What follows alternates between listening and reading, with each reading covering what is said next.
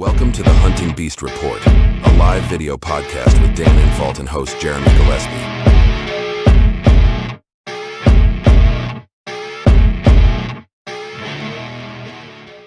Today's podcast is brought to you by Stealth Outdoors. The off-season's a great time to rehab your gear, so head on over to Stealth Outdoors at www.stealthoutdoors.com to pick up some climbing stick wraps, cam buckle covers, platform cable wraps, or stealth strip rolls for all of your miscellaneous silencing needs. Today's show is also made possible by Hunting Beast Gear, innovators in mobile hunting gear and the designers of the Beast Sticks and Beast Stand. Check out the latest products at www.huntingbeastgear.com. And now, on to the podcast. All right, we're live. It's Election Day 2024. Today we got special guest George Hamrick and, as always, Ashley Covert. George, how you doing? I'm doing great. Good to be here. And Ashley, I know you're doing good and had some action. We're going to talk about that in a little bit. Before we do, real quick, the Lathrop & Sons giveaway is still going on. So I got the sample here of the non-typical insole. That's the one that's designed for the rubber boots to be extra warm. So if you want a chance to win not only a pair of non-typical insoles today, but for all of November, Lathrop & Sons has kind of kicked up the giveaway. They're going to do a $50 gift card towards the purchase of one of their pairs of boots also. So you're going to get the insoles and the $50 gift card. And we're going to be giving those away each week in November. And then I think in December, we're doing 2 insoles and a $50 gift card. But let me double check that. But today, insoles and a gift card. So let's get right into it. So I hope everybody out there took the time to vote, no matter who you voted for. It's an important duty, more important than ever. So hope everybody did that. And Ashley, let's get started with you. Add some action. When for people that don't follow you, get us caught up. Oh, I don't think I can hear you. This darn thing. And while Ashley's getting her sound working, I'm going to pull up some pictures here. Is that better? I can hear you now. Okay, sweet. So there were 2 deer that hit the dirt over the weekend-ish. The first one was, what day was that? Oh, poop, I can't remember. The 30th. It was the 30th. And that was the first buck that I ever got. Here it is. So that was super exciting. He's a little BB filler, but I love him. He was coming in behind me, and I didn't hear him, and I kind of turned around to look. And I was like, oh, snap, there's a deer. And I was like, he has antlers. And I don't know, there was something that switched in me. Because I've, like, let others walk because I was waiting for a bigger one or something. I don't know. Sure. But there was something with him that I was just like, you know what? I've never shot one, and I'm going to shoot him. Like, I'm excited about him. So I grabbed my bow, pulled back, and shot him right behind the shoulder. And we were tracking him. And he had to make this whole experience at like all night into the morning situation. But we were tracking him, and there was no blood. And what had happened was the arrow had gone through completely, like down through the stomach and kind of nicked guts a little bit. But it basically herniated his stomach out, so no blood could leak out of his stomach. So plugs the hole a lot. We were searching for him forever, and every single one of us was within like 30 yards of him at one point that night. So Hudson and I'm trying to get Hudson in. It's like 9 something, or no, it's past 9. It's like 10:30 or something. And I was trying to get him in. So we go up the face of the mountain. And by the time we get up the face of the mountain, my neighbor's like, you could have just gone around here and there was a path. And I was like, oh my gosh. So we still didn't find it. And we called it quits at like 1 a.m. And Tony had gone out on the gator and found him and messages me at like 9:30 in the morning, and I immediately get dressed and like grab Hudson, and I'm like, all right, we're going. I gotta go find my deer. And I see where it landed, and I was like, we were literally all circling it, like just completely circling it, and somehow missed it every single time. So he had to make things difficult, I guess. How far did it go, do you think, from the shot location, like total distance?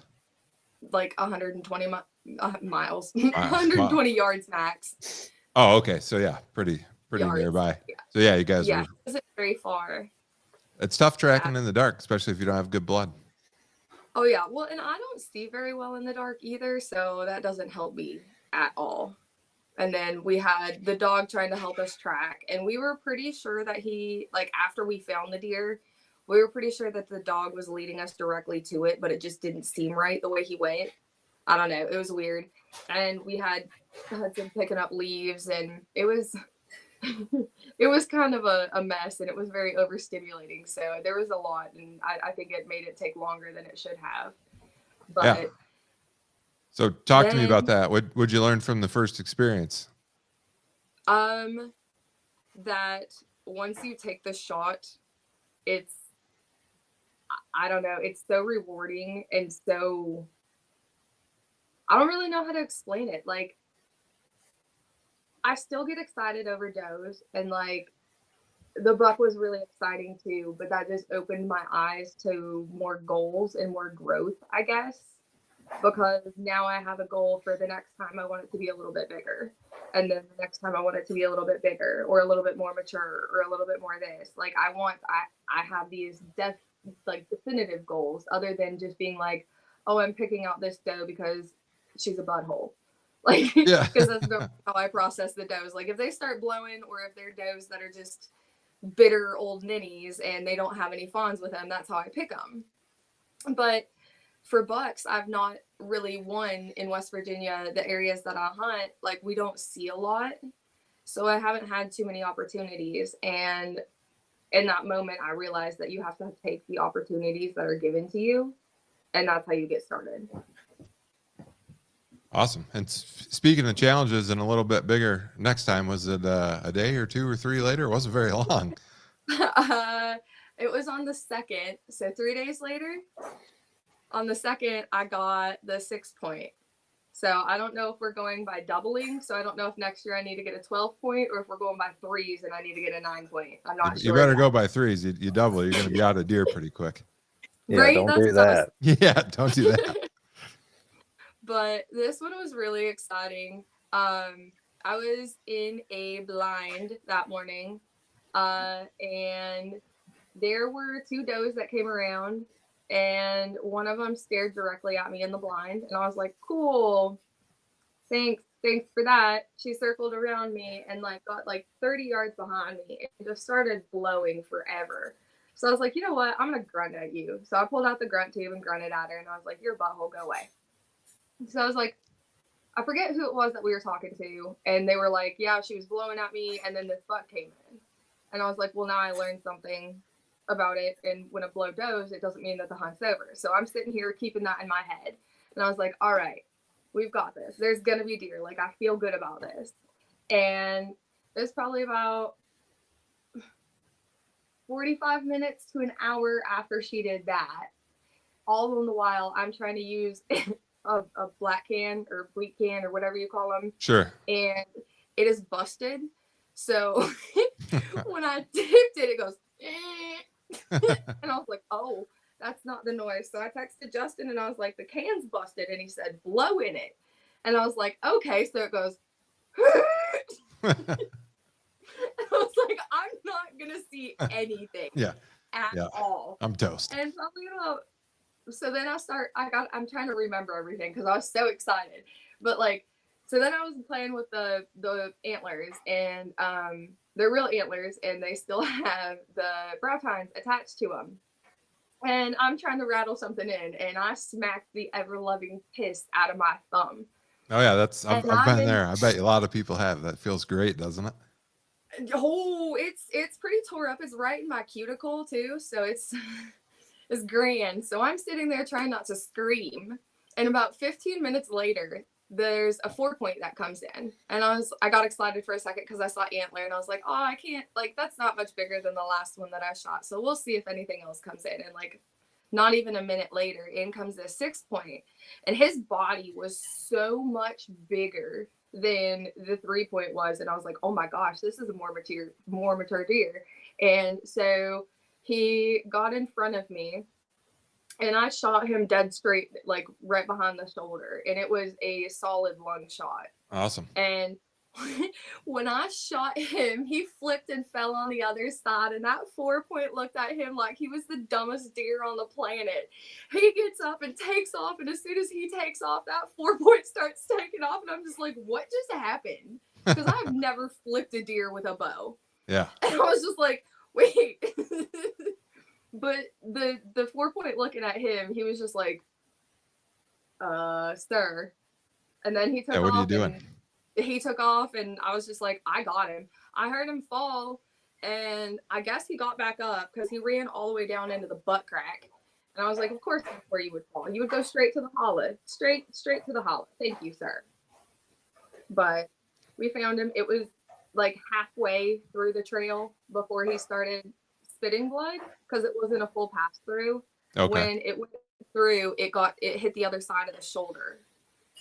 So it didn't fully pass through. But we found a blood trail, and then he literally went straight down. He kind of tried to go back up and like fell backwards and landed in trees. I didn't make it very far with that shot, did he? No, we think he kind of fell to his death a little bit. We don't know. We're not really sure, but he was having some issues for sure. He was the first one that I've had like have foamy situations going on in his mouth hole and stuff. So it was the whole experience was interesting, knocking him off of his feet and then just how he was found and all of that stuff. It was fun. Well, you went from 0 to 100, from no bucks to all the bucks in 2 or 3 days. My last well, and I guess technically you can consider him, and that's a story I'm going to share on my YouTube one of these days, but we called him Bruce Jenner. We thought he was a doe with calcium deposits. Yeah. And turned out it was actually a boy.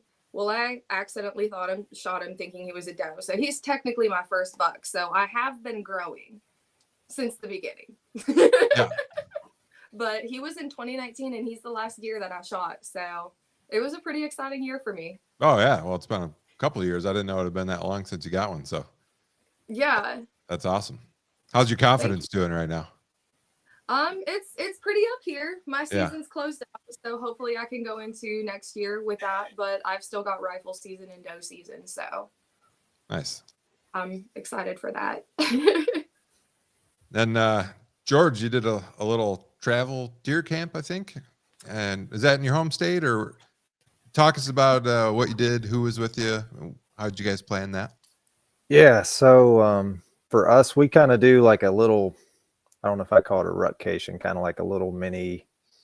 I used to try to make it a 4 or 5 day type deal, and with a 2-month-old at home, it's like I was going to sneak down for 3 days, and it's just my dad and my brother-in-law, and it's like it's probably like 4-hour drive. We've got a camp down there, and worked out good. I don't know, the weather was pretty bad, but that's the first time I think all 3 people in camp have shot a deer, so that really made for the week to just be a banner week, really. I don't know, I shot mine the first, and then my dad shot one the second, and then my brother-in-law shot one the third. So stacking them up. Yeah, it was a good week. We weren't really seeing a ton of deer or a lot of bucks, but it seemed like the action was just kind of hit or miss. You were really hitting that little bit of like 2 hours at daylight, and then kind of before dark. We saw a lot of like does moving, like they were getting pushed, but then you wouldn't see the buck. But mine, I went in, I had a game plan for a spot to hunt that for a northwest wind would work really good. And I was going to switch to a north. So I kind of had like a whole all day plan, and going in, of course, the wind was swirling really bad. And so I decided I'm just going to kind of back off of my original plan and set up down in this creek bottom funnel. And I thought, worst case scenario, at least my wind will stay down low, and then I can hopefully move back up higher on the ridge once hopefully the wind started cooperating.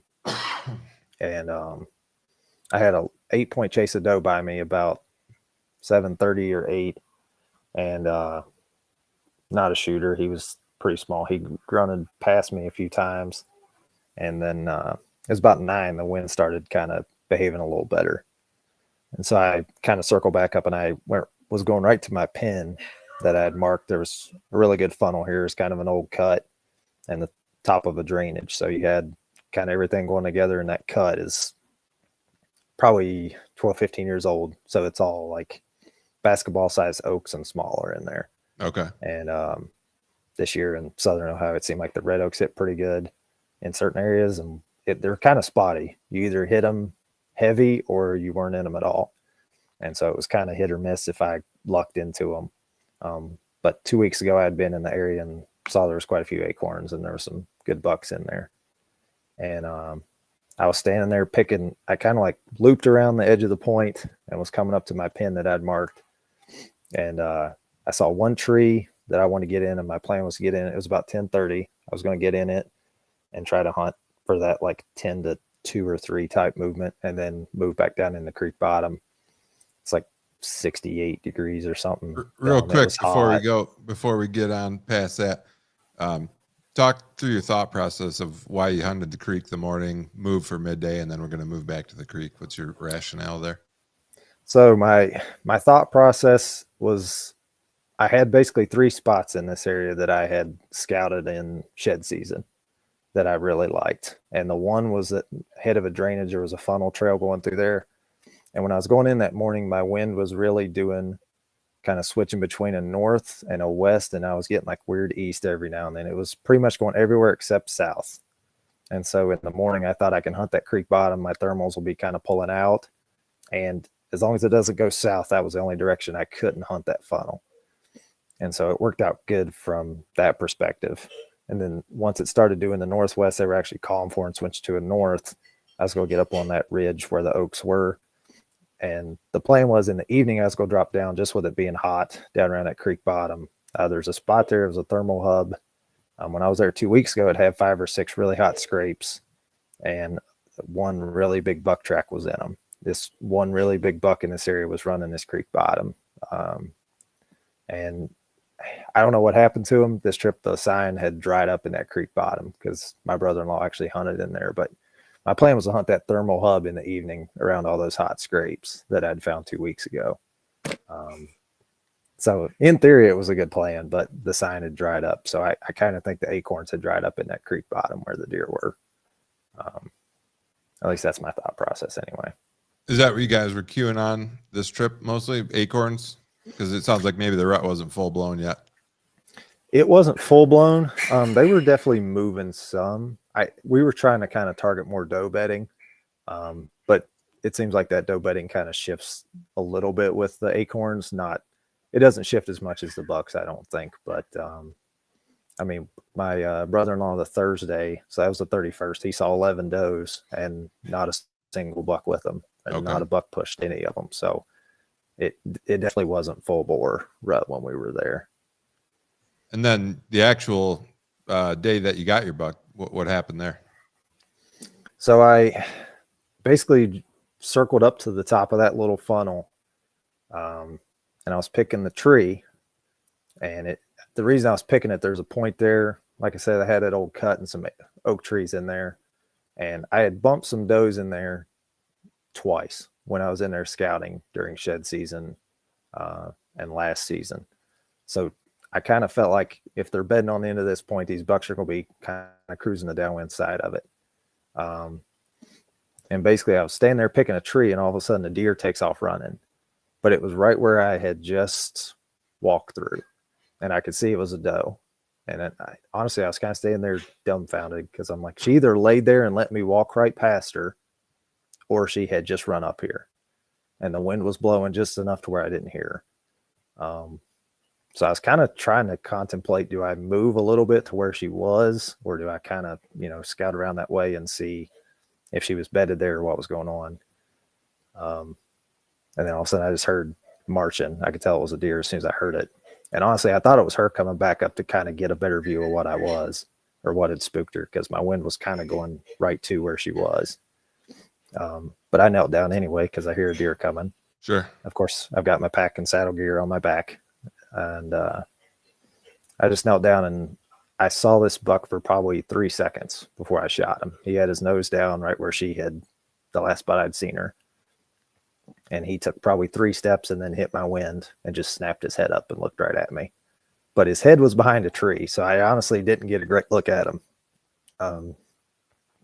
But he was broadside at 17 yards roughly, and I knew that was going to be either a shoot or no shot at all, because I was 99% sure he got my wind.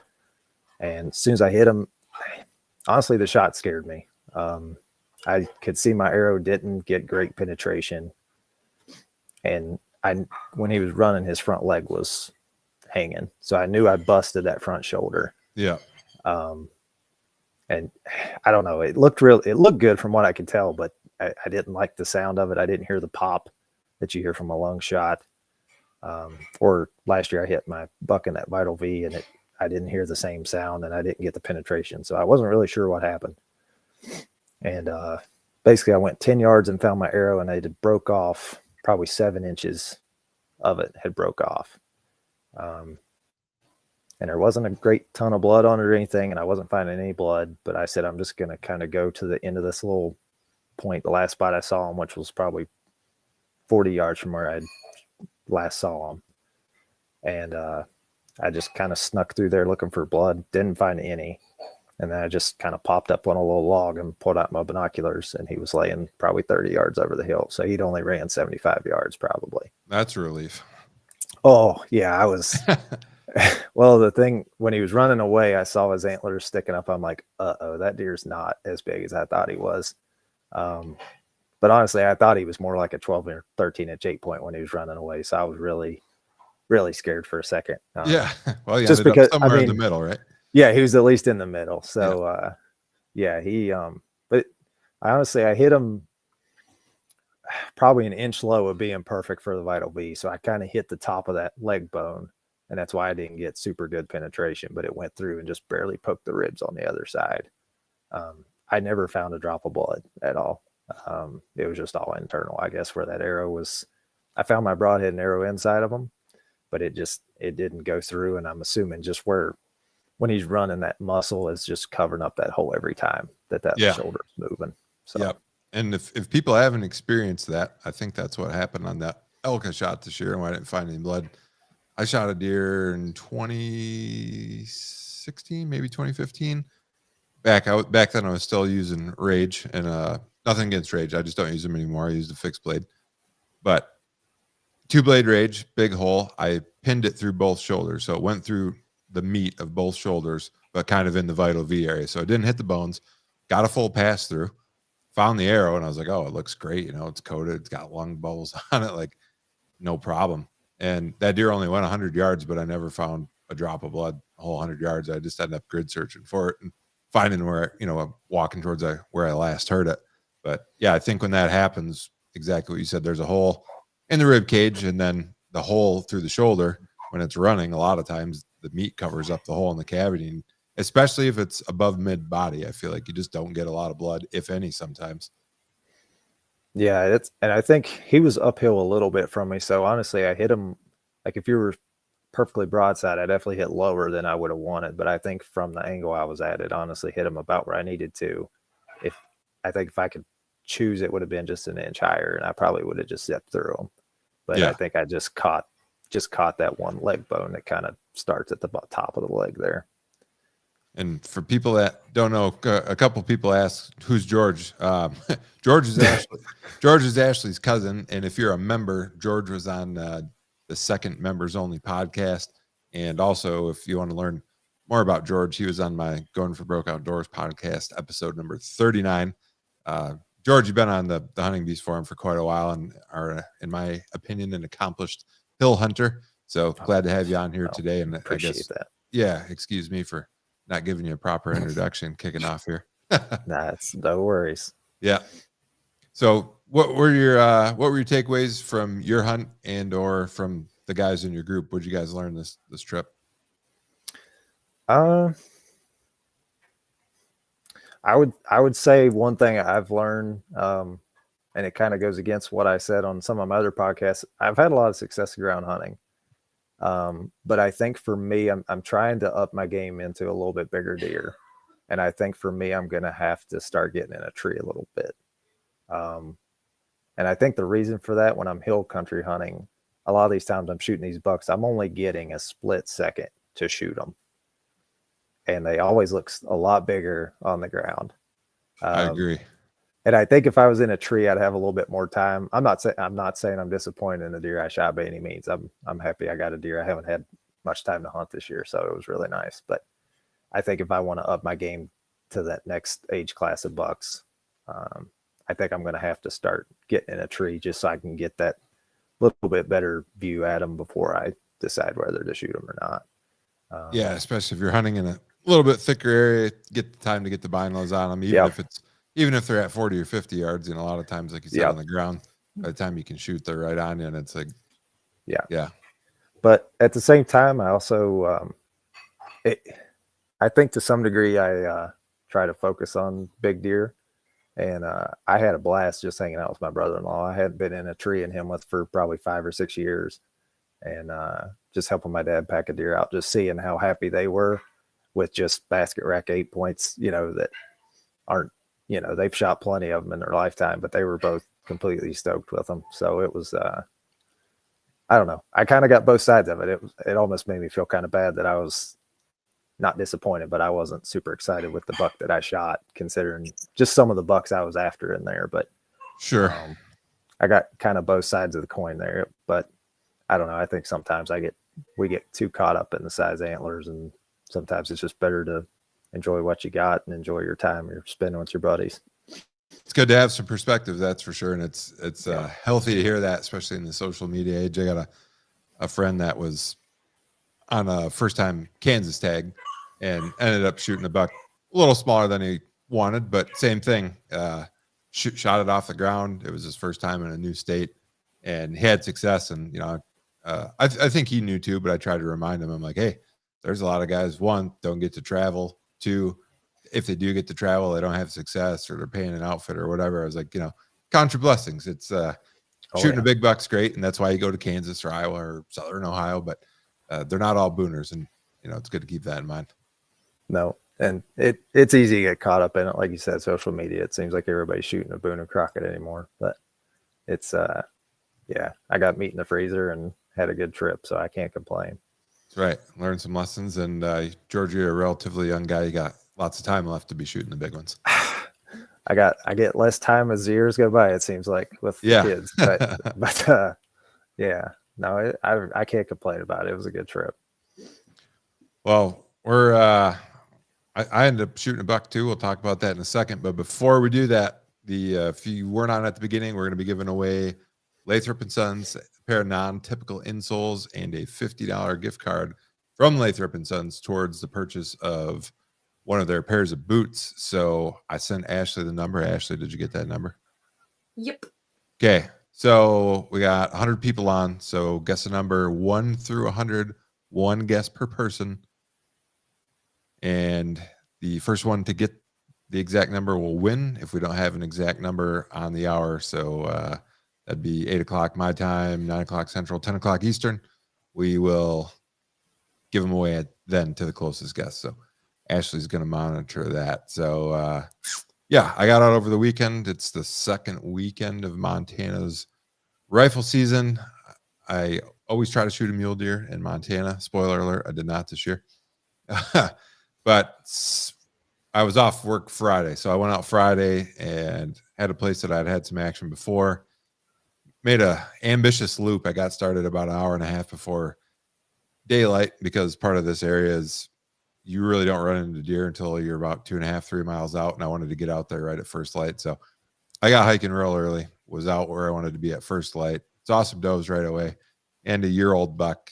But then I ended up walking 11 miles total that morning. I saw 15 or 16 muley does, that one buck, and that was it. So on the way back to my truck out of the deer area back in the no man's land, I thought I saw a coyote, and I pulled up my binoculars, and it was a badger. And in Montana, for people that don't know, badger is what they call a non-game species. So there's no season, there's no bag limit. And there's a couple things that fall into that, like prairie dogs, badgers, skunk, if you want to shoot a skunk, coyotes. And surprisingly to me, coming from the east, red fox is in there too. So red foxes and a fur bear in there, so you can shoot those all year in Montana too, which is kind of cool. Anyway, so I've probably only seen 5 or 6 badgers total in 6 years I've been out here, and I've always wanted to shoot one because when you tan the hide, they leave the claws on, and I don't know, it's just a cool looking hide. So I got my rifle pulled up and got a badger. So let's see if I can find here he is. Yeah, pretty chunky fellow. And for people that have never been around a badger, which is myself included, I was going to put it on my pack on the outside. I got a couple straps where I could strap them on. And I picked them up and almost set them on the pack. And I was like, good Lord, this thing smells terrible. So badger, I found out from the taxidermy guy I took it to. Apparently they eat skunks a lot. That's part of their diet, and their glands are just very smelly.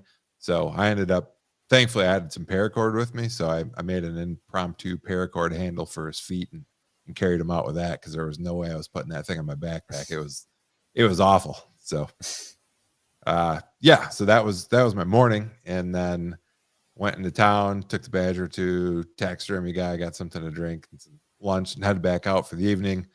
Made a small loop on a different property, didn't see anything, and then I decided I was just going to do some scouting for the evening. So started driving some roads, had my spotting scope, looking at some areas where I'd seen some mule deer bucks in the past, and saw a group of deer. So the end of legal light was 5:50, and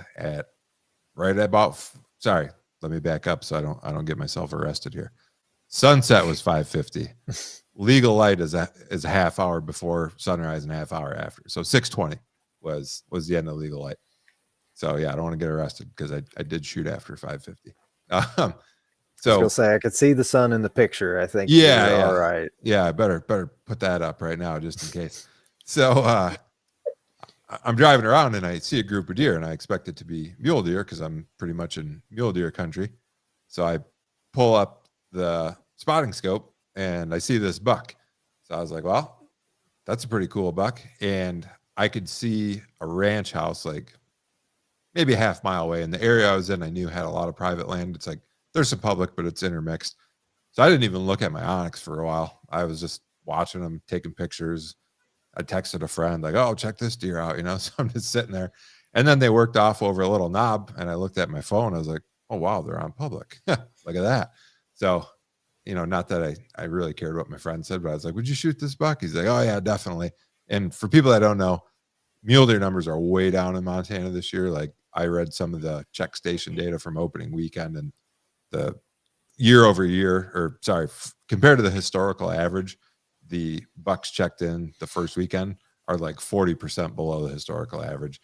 And I think it's just because there's not many deer on the landscape, not many bucks, and mule deer numbers are way down over the last 5 years. So I was like, normally I don't want to shoot a whitetail, but this buck's kind of cool. It had double split G4. So I grabbed my rifle and crawled under the fence and went up to the knob where I saw him go over. Ended up finding again. They're about 300 yards out. And by this point, it's still legal light, but light's fading. So I get him in the scope. Well, because I crawled up this little knob, I was breathing pretty good. And I had to sit and just watch him for 2 or 3 minutes to let my breathing calm down. And then ended up feeling where I was steady enough, made a shot, and he dropped right there. So I'll pull up the picture of that. So it wasn't the most sporting hunt I've ever had, normally this is borderline road hunting. Obviously I was out of my truck and stuff, but normally when I shoot a deer, it's like 2, 3, 4, or 5 miles away from my truck. So this is a little easier one than normal, but I'll take it. Everything was legal, so that's good.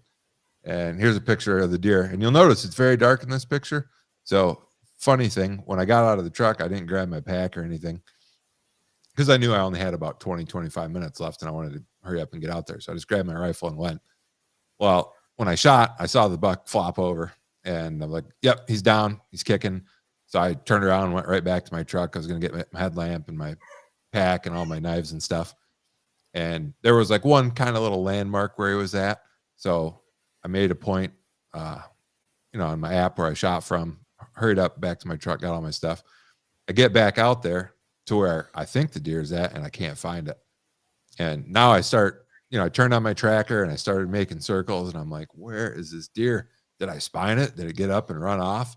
And there's not much cover, but there was, if you guys know what a shelter belt is, or like a windrow, couple rows of trees basically to break the wind off that ranch house I was talking about. So I'm like, oh, he must have ran over there.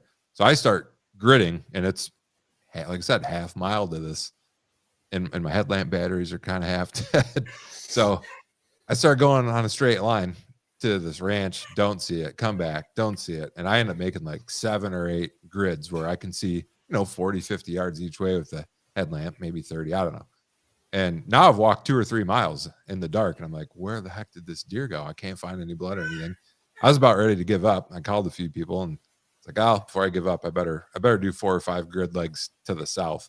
Well, on the third one, I found them, and it was just a stupid thing. It was 100 yards farther south than where I thought it was, and I couldn't see it with the headlamp. So I'm out there walking around for literally an hour and a half trying to find the stupid deer, and it never moved. It just, I'm dumb.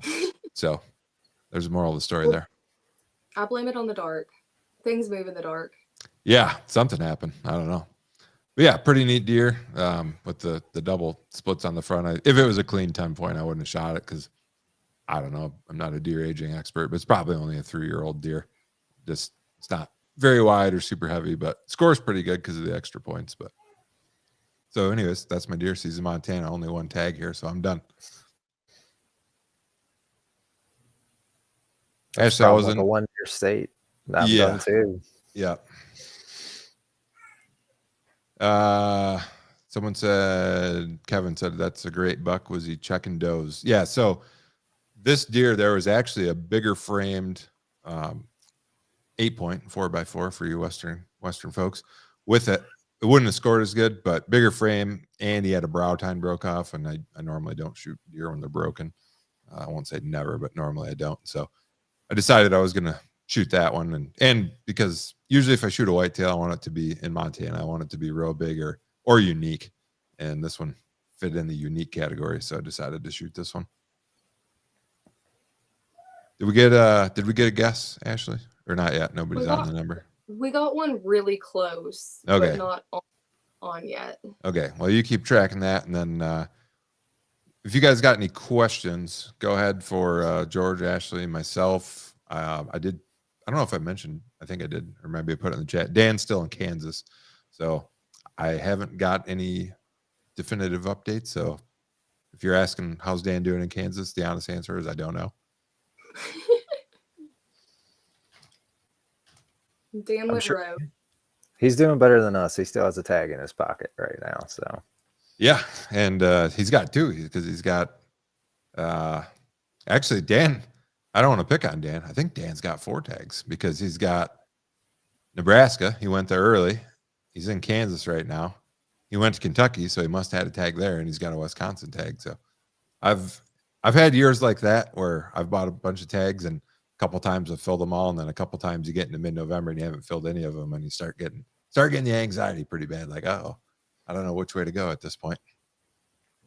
I still have a West Virginia tag, but finding the time to get down there is going to be the harder part, I think. Yeah, you got a young family, right? So that makes it tough. Yeah, 2-year-old boy and 2-month-old girl. So I'm enjoying my time. I act like I'm not, but it's been a good time. Yeah. And then Ashley, you said you got how's it work in West Virginia? Is there a separate gun tag? So can you shoot a deer yet, or only does left? You can shoot 3 as of this year. It used to be 3 total bucks in West Virginia, and then this year it changed to 2 with some exceptions. I don't know how they work. I don't know. I don't care. I'm okay with 2. But I have doe tags left. So like it doesn't matter what you shoot it with, you still only have 2 tags and then the possible one other. I think it's like a different county or like some regulation, or I don't remember what it is, but most people can only shoot 2. Yeah, and then for people that were asking me, like friends, like, what are you doing now? I do have a cow elk tag left. I'm not a huge cow elk hunter, but I might go this year. And then I've got a friend that's going to be in town Friday for a couple days. So I'm off Friday through Wednesday. So Friday through Sunday, I'm going deer hunting with a friend, his tag, not mine. And then Monday through Wednesday, I have another friend that's got a bull elk rifle tag. I'm going to tag along with him and be a pack mule if he happens to get one. So just going out for the vicarious adventures. It's more fun that way sometimes. Just Yeah, tagging along.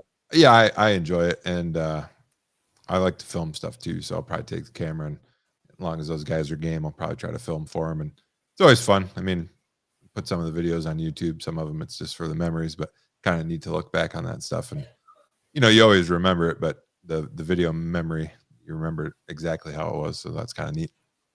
Yeah. Either that or do a journal or something. We've had journals since our 1999 deer camp. So it's been, even reading back through like my uncles and stuff, it's always fun to look back through those. Oh, that's a cool tradition. Yeah, that's heck 25 years now. Yeah, it's been there's a lot of stories in there that totally different farm even. So That's awesome. Well, Ashley, let's if we got any questions, let's get into the questions. And I don't think there were too many questions tonight other than asking where Dan was. yeah, everybody wants to know. Zeke said, podcast on election night, competing with Louder with Crowder. I don't think we're any competition for Crowder at all. And I looked before we got on, it looked like all the results are still super preliminary. So I imagine we won't know for a day or a week or who knows long. Hopefully it's not a long, prolonged ordeal. I hope for a lot of reasons that doesn't happen.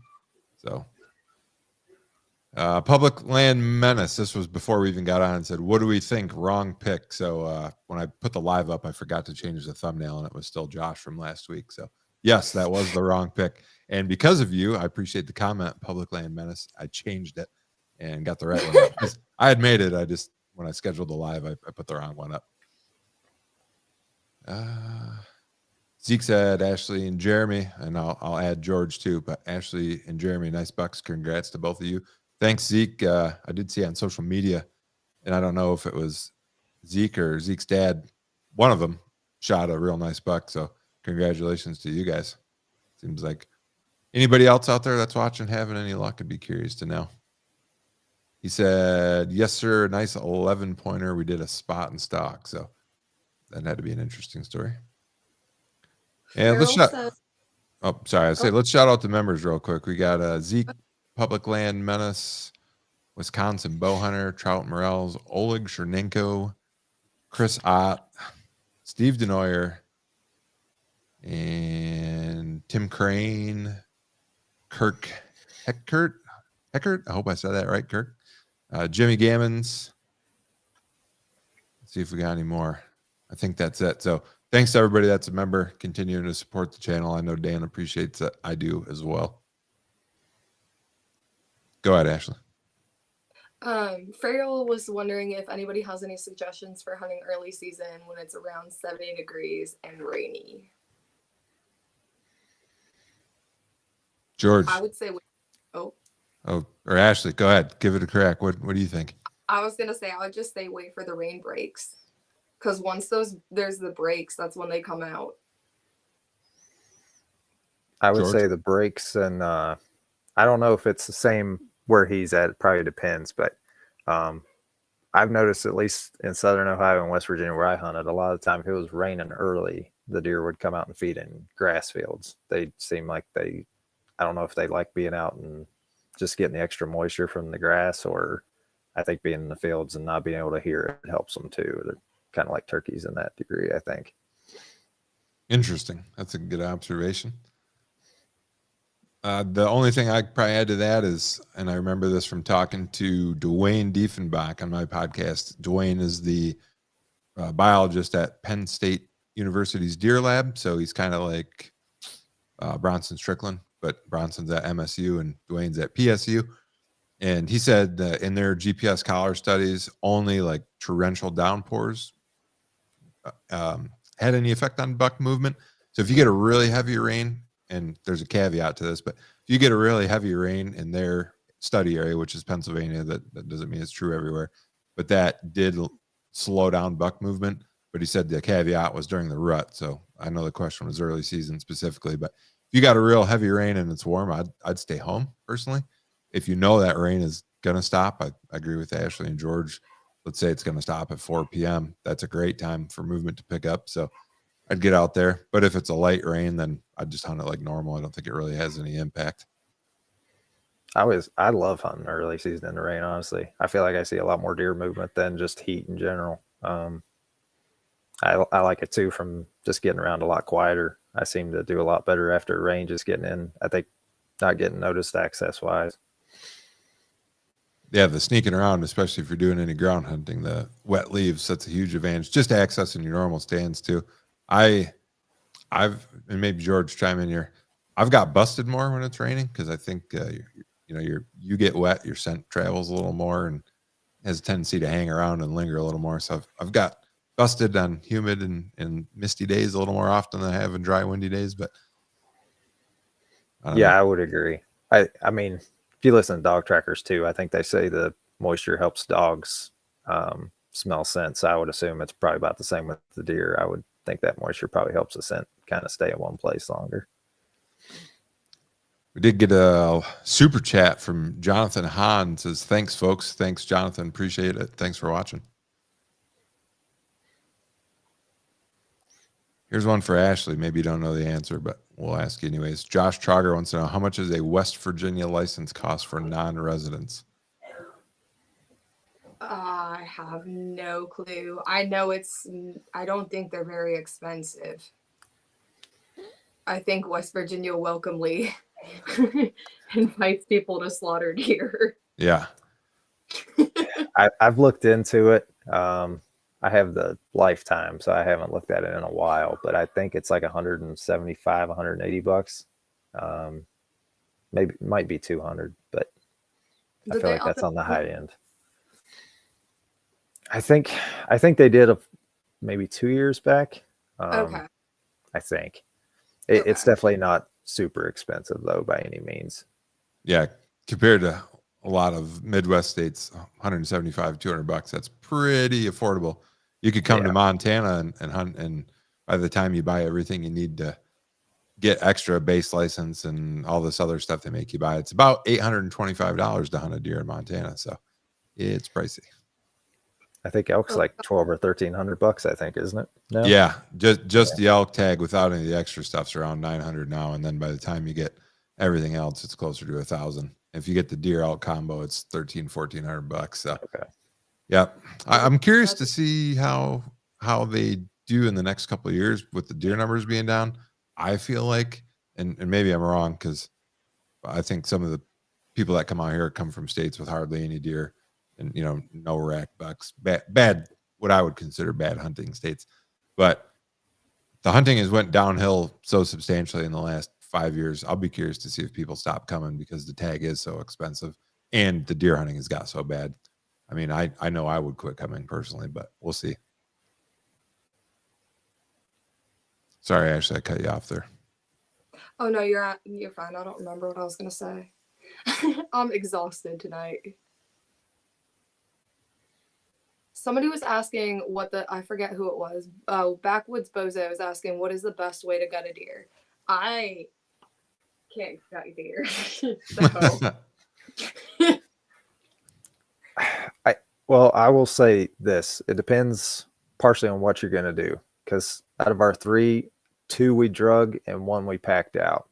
And I did something this year I've never done, and some people might work for them. Last year I cut up 2 deer before I packed them out, and my back hurt for like a month. Something about the just hunched over, cutting them on the ground. And there's a guy on YouTube, I can't remember what his name is. But you can buy it from Custom Gear Modifications, or I'm sure you could DIY one too. But you basically have 2 little pulleys and some aim steel or Dynaglide and hoist the deer up in the woods before you cut it up. And I will say that was a big lifesaver for me. My back is thanking me for doing that. And it's just so much easier to cut everything with them hanging up. You do that heat up or head down? I put head down. Yeah. Basically just girth hitch one of the pulleys around a stick and run it through the tendons like you would. And then just had, I think it was like a 20-foot piece of AM steel and hung him up just high enough to where his nose was off the ground. It made it so much easier. My dad had actually gutted it beforehand, but I think you could honestly do it without even gutting them and then not deal with the gutting aspect of it. But I have done the no gut method too. And once you get used to it, it's really not that bad. You can almost get everything off the deer without even messing with them. That's usually what I do, and I like your method, George. But there wasn't a tree within a half mile of me, so I don't know how that would work. I would have had to drag it a half mile just to put it up in a tree. It worked out good where I was. We had a maple with the limb like 8 feet up, and then a limb like 2 feet up, so I could stand on that limb and get everything completely pulled up perfect. It couldn't have been any better, honestly. When you said it depends on what you're going to do with them, I thought maybe you're alluding to if you're going to do a shoulder mount or not, because to me, if you are going to shoulder mount it, gutting is a little more difficult. If you're not going to shoulder mount it, you know you're not, and you have a bone saw, just cut right through the brisket. It makes getting everything out so much easier. If not, then I always start right at the sternum on the deer. And here's a pro tip. I got this from taxidermy guy that I go to, and he was on my podcast. Super knowledgeable, super nice guy. If you have any taxidermy questions, you can listen to that one. It's a good one. Chad Donahue's the guy's name. Anyways, he said always cut your hide longer than you think, because if you're going to do a lot of the newer mounts to have more shoulder on the forms, they've got more brisket. If you like wall pedestals or something, you need a longer hide than you think. And he said one of the number one mistakes he gets is people cut their hides too short. So start at the brisket, go back a ways, and I almost do it almost like the deer's wearing pants. I mean, I cut them way back because they can always cut extra hide off. They can't add any. So when in doubt, cut your capes long, folks. I think they say cut like almost like 3 or 4 inches behind the shoulder, even like the way almost like mid body. Yeah, I cut beyond mid body. I mean, I cut them super long. Yeah, but yeah. And another thing is, if you're new to caping deer, a lot of times people will, and I don't know, I've seen this, so maybe it's not a lot of people. Some people will take their knife blade and cut down through the hide. Don't do that either. You want to have your knife pointed up, and you want to come from the meat through the skin up through the hair, because then you don't cut the hairs off, and it makes it easier when they're sewing to get a good product. So I always start at the joint on the front leg, and I cut under the skin from there up into like the armpit, and then back towards the briskets from there. So anyways, there's tons of good tutorials, but we got off on a tangent there. But the best way to gut a deer is, I like George's idea. If you got a tree around, I usually do gutless method to get everything off the deer, and then don't ask me why I do it in this way. I think it just keeps it neater. But then I'll gut it at the end to get the inner loins out. Just cut a little slit and reach in there. I don't even pull all the guts out. So I think if you're planning on doing any Western hunting, I would say start doing that gutless method on whitetail and learn it too. Yeah. Just because if you get an elk, you can, but you're not going to have time to do much. Yeah. It's hard enough to just cut one up. A lot of animal. And the hide, as I found out this year, is way thicker. It's a lot of work. Well, that's one thing too. Just, I tell people, if you're going to cut one up, just have a little knife sharpener in your pack too, like your kill kit. That makes it, having a sharp knife makes a world of difference when you're cutting them up, or even just skinning, because that hide will dull a knife fairly quick. That's a pro tip right there. I carry a little, just one of the little pull through ones. It's nothing special, but it'll put an edge back on your blade. If you got a good edge to start with and you dull it up, those are enough to sharpen it back up. And then I carry 3 knives. I carry a fillet / boning knife, a skinning knife, and then a knife to gut. So seems like overkill. Maybe it is. I don't know. But then you got 3 edges too, so you don't dull any of them up as bad. I do the same. I carry 3, so it definitely helps, I think. Well, good. I don't feel as weird now, George. Thanks. You're welcome. We have any more questions, Ashley?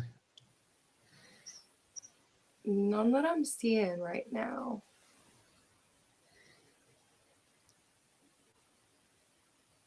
Okay. I don't think so. I'm looking too. Well, let's go ahead and we said we'd do it on the hour, but let's go ahead and give away. Who do you have as the winner? It was, hang on, I'm getting there real quick. Zachary McBride with 94. Zachary McBride. So Zachary, if you're still watching, I hope you are, you're the winner. Send me an email to thehuntingbeastreport@gmail.com. That's all one word, thehuntingbeastreport@gmail.com. I need your name, your shipping address, your boot size, and your phone number. I'll get that information to Steven at Lathrop & Sons, and he will send you a pair of non-typical insoles and a $50 gift card towards the purchase of Lathrop & Sons pair of boots. So congratulations, sir. Well, Ashley, I want to say huge congratulations to you. Pretty exciting turn of events in your deer hunting journey to go from being deerless for a couple of years now to killing 2 in, what was it, 3 days? I keep forgetting. Something like that, yeah. Yeah, 3 or 4 days. So 3 days. Back to back. That's awesome. And you made good shots and good recoveries on both. So that's not always a given. So congratulations on that too. Real quick, you didn't say how far were the shots on each deer? Like yards. The first one was probably about 18 yards, and then the second one was probably about 15 at the max. Perfect. Right in the zone. Close. What you want. Yeah, exactly. I like it. So yeah, so congratulations, George. Congratulations to you too. Sounds like you guys had a good camp, and yeah. Thanks. Yeah, my dad, he'd been basically the same. He had won a couple years without one, so it was really awesome. He's 72, so even getting in the woods for him is awesome. Yeah, that's awesome. And is he shooting a vertical bow still? No, he fell out of a tree like 2008, I think. So he's been shooting a crossbow for the last basically since then almost. I got a ton of respect for those guys that are that age still doing it though. Shauna's dad had a Montana tag, and he was out this fall from Michigan, and he just turned 70 October 21st. So he was out just before his 70th birthday, still toting around the vertical bow. And he didn't get a deer here, but he went home, and within like 5 days of the Michigan opener, he shot one there, and a pretty nice buck too. By Michigan standards, 115-inch buck. So he was pumped, and I can't believe that, the way I feel right now, I can't even believe I'll be alive at that age, let alone deer. So good for your dad, and good for those guys still getting after it. Thank you. All right, everybody, that's going to do it. Thanks everyone for tuning in. I'm sure everybody like me will be refreshing the election results coming up. So we'll be back next week, Tuesday, I believe. Don't quote me on this because I haven't talked to him, but I think Dan will be back then, and we should be getting back to a little more regular schedule. So thanks everyone for tuning in, and we'll see you then. Bye.